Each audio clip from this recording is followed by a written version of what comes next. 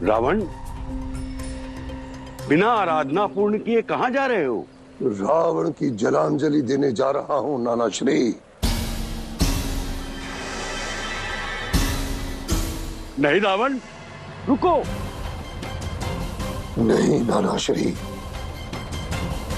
आज कोई छल, कोई बल, कोई शक्ति रावण को नहीं रोक सकती।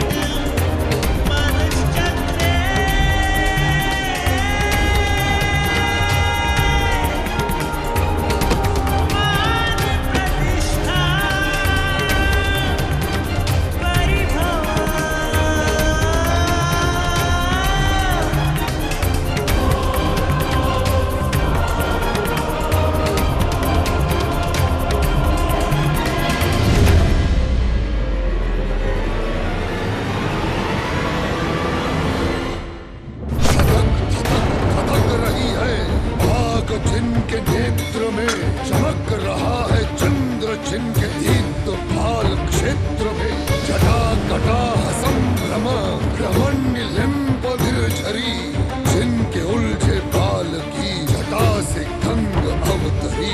कमट कमट कमट कमट डमरू के निनाद से जिसने मुझको मुक्त कर दिया है हर विषाद से।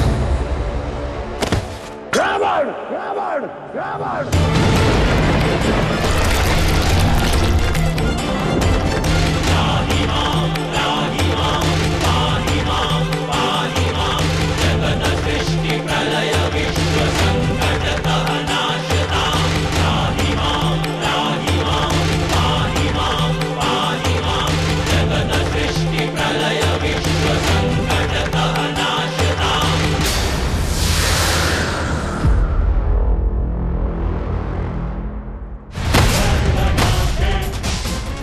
चले गए।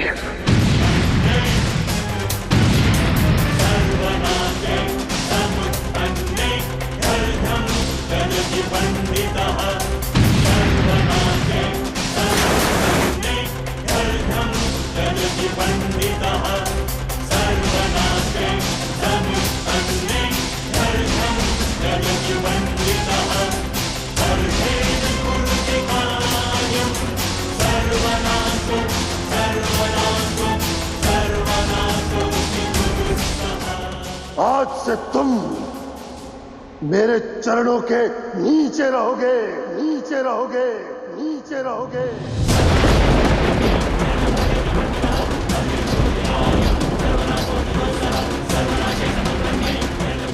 और इसी क्षण से महादेव न्याय रावण का अधीन हुआ, अधीन हुआ, अधीन हुआ।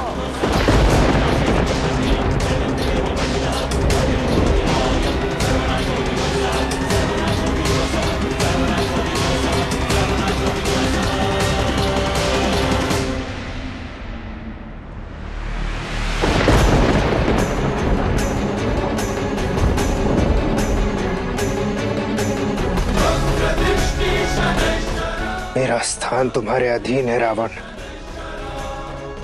परंतु मेरी दृष्टि सदैव तुम पर रहेगी।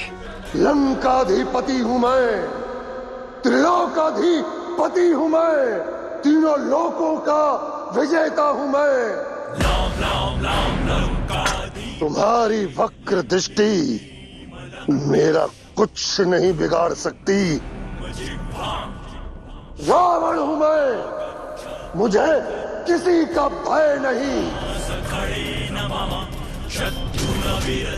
तुम जो चाहो कर लो, तुम मेरा कुछ नहीं बिगाड़ सकते।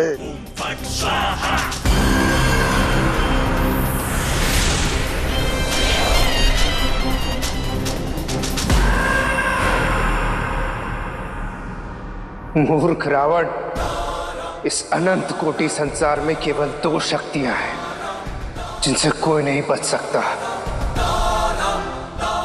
एक महादेव की क्रोध दृष्टि और दूसरी शनि की वक्र दृष्टि।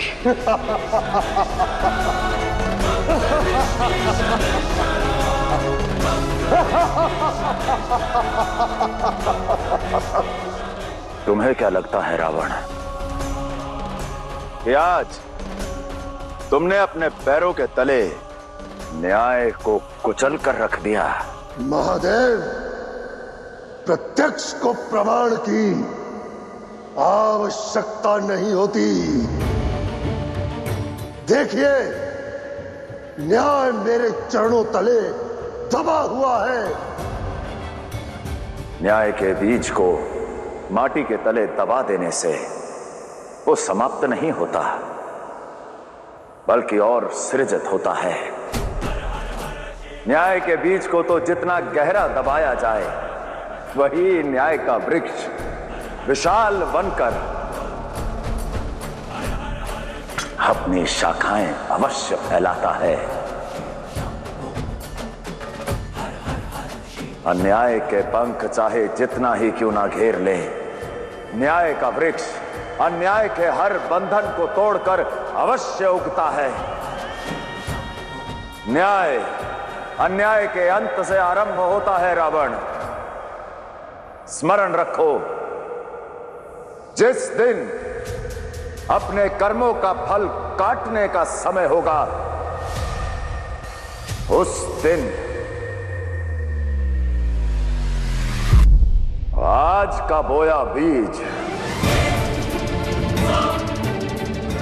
आज का किया कर्म फसल बनकर लहराएगा, लहराएगा, लहराएगा।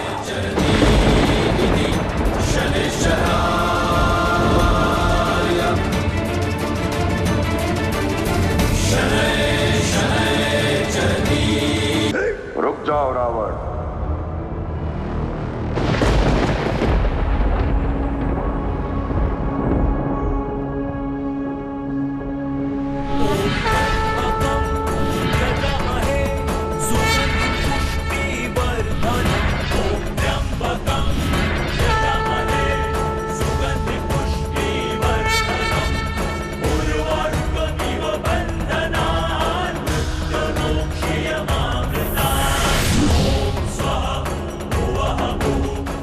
महादेव,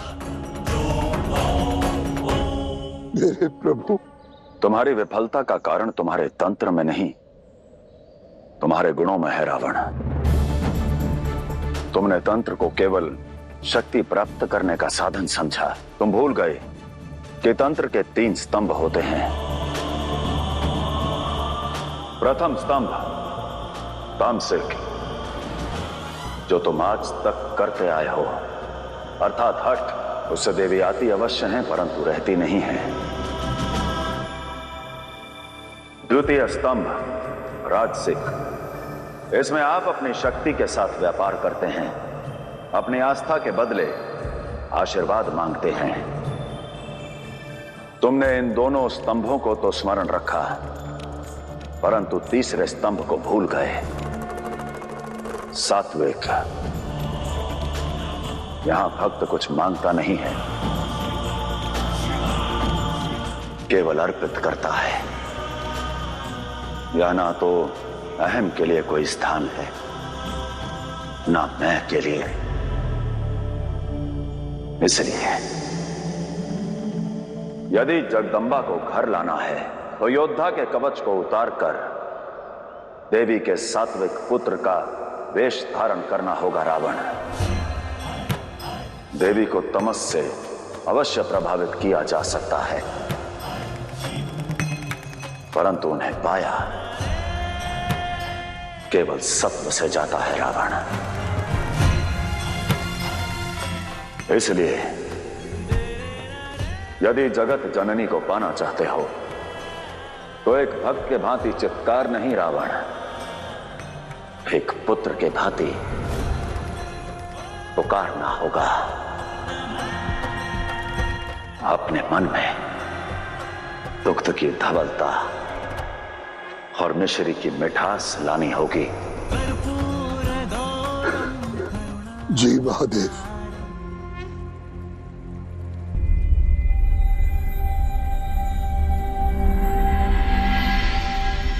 देवी पार्वती,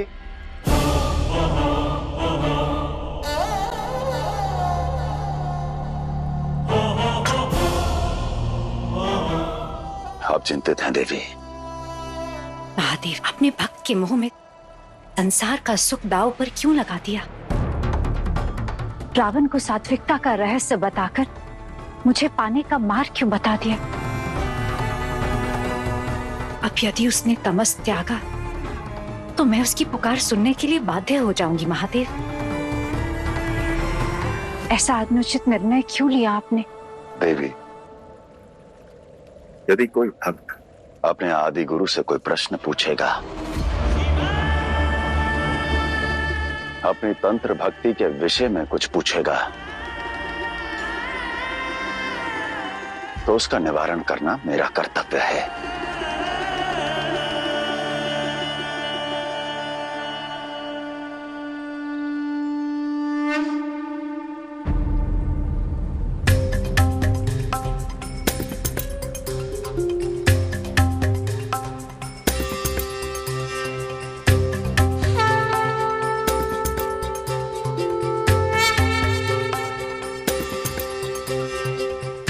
रावण, बिना आराधना पूर्ण किए कहां जा रहे हो? रावण की जलांजलि देने जा रहा हूं नाना श्री।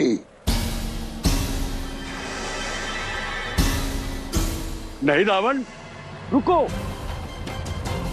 नहीं नाना श्री, आज कोई छल, कोई बल, कोई शक्ति रावण को नहीं रोक सकती। रावण को अपने जीवन का सबसे बड़ा सत्य समझ में आ गया है। शक्ति प्रदर्शन से शक्ति प्रसन्न नहीं होती। यदि शक्ति को पाना है तो रावण को डूबना होगा।